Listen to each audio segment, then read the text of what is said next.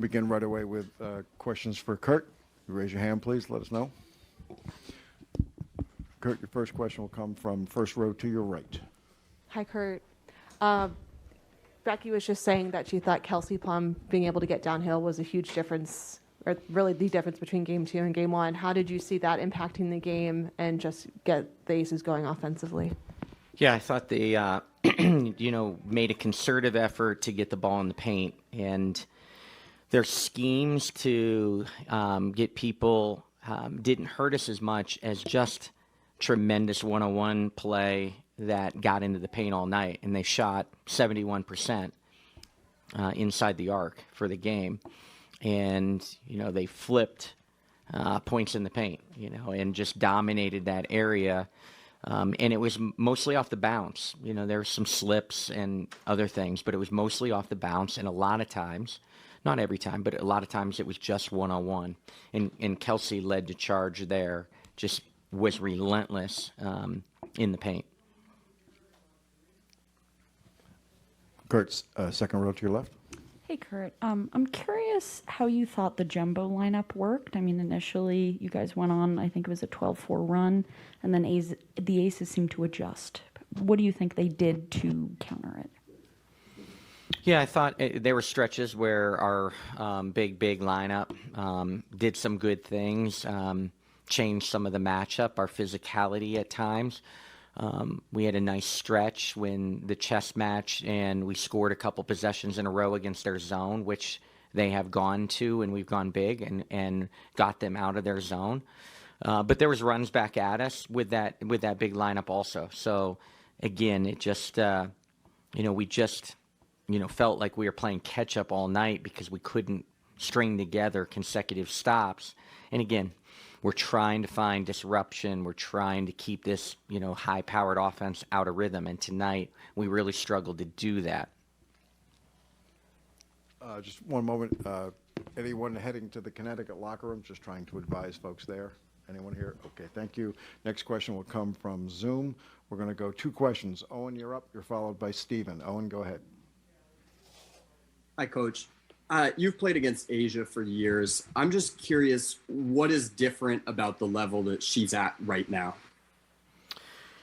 First, I just have great respect for how, how her fitness, nutrition, she just can log minutes and play the same way from the start to finish. And she's so explosive right now, so physical. She plays through contact. And, it's just been really impressive. Next up, Stephen. Stephen, you'll be followed by Lila. Hey, Coach. So in the second quarter, you guys were able to draw even at 22-22 heading into the 22-22 specifically in the second stanza. What was it specifically that allowed you guys to get back into the game in that stretch, and what was it that showed up in that specific part of the game that didn't show up in the second half? Yeah, I thought we in the second quarter, more than most of the game, we settled in and got some stops and found some rhythm. We played with the big lineup. Our 3 all-star post players, they shot 63% from the field tonight.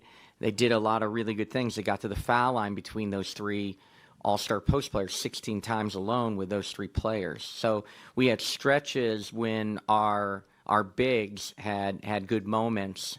It was hard to sustain when we were inconsistent with our guard play again.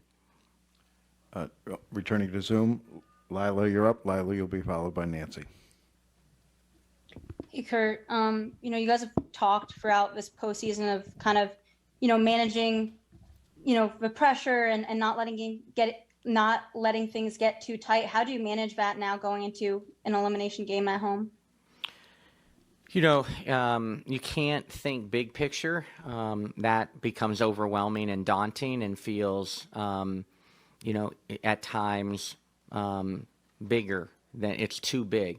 So you gotta drill it down, and Lila will get back to work with our preparation for Game 3, and all we talk about is Game 3. And in particular, all we're going to talk about is the first quarter. And that's our approach. I think if you start thinking we have to win 3 in a row, we have to do, those kind of things, it becomes big. So, we're going to talk about game 3 and game 3 only, and be ready for that first quarter. Next question from Zoom. Nancy, you're up. Hey, Curt. What has been the difference for Chelsea Gray? She's just been a completely different player in these playoffs, and you all seem to be able to contain her a little bit in the first half, and then second half she just did what she's been doing all playoffs. What did you see difference in the first and the second half? And again, what have you seen her do differently these playoffs? It's just, I've said this a few times. There are a ton of really talented players in this league that make open shots. A ton of really talented players that make open shots. Chelsea Gray makes contested shots. She makes incredibly difficult contested shots. And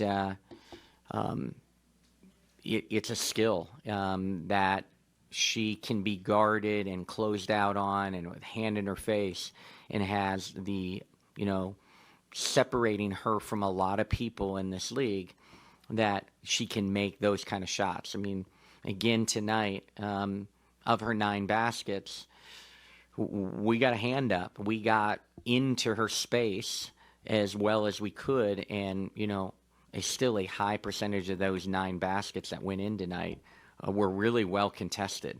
And, other players that you play against, would not make 9 shots like that. It's just really separating her right now. Curt, returning to the room, second row center. Hi, Coach. It looked like the Aces spacing was a little bit better in Game 2 as compared to Game 1. Did you feel like there was anything that they did to kind of manipulate that spacing better, or was there game plan things that weren't executed on your side? Yeah, I think that moments when they did get penetration, we got deflections and got some, turnovers. It doesn't. We need more. We need more than 8 against them. That only equated in the 6 points. I have to go back and look at the film and see, did they improve their spacing a little bit? Kelsey Plum and company just got off our hips all night one-on-one. And more discouraging was they got to their strong hands a lot. And, we have to take away their strong hands. Next question will come from Zoom, also from Mike. Mike, go ahead. Hey, Coach, great seeing you again. When you look at the first 2 quarters, do you think when you look at the first couple quarters of the first 2 games, the first quarter was always one of the most difficult ones? And I feel like Vegas gets off to such a strong start. It's rather frustrating. And what do you need to do in Game 3 in order to stop that? Yeah. Win the jump ball and make that layup again. That was nice. Again, first quarters have been a big part of our entire 3 series, and it sets the tone for the game. And so we have to find some disruption. We have to string together some stops early in the game. They were terrific in that first 4 to 5 minutes in Game 1. Tonight, again, they shot a really, really high percentage for most of that first quarter. Thanks, Coach. Curt, thank you. Thank you. To our media, our Aces players are on the way.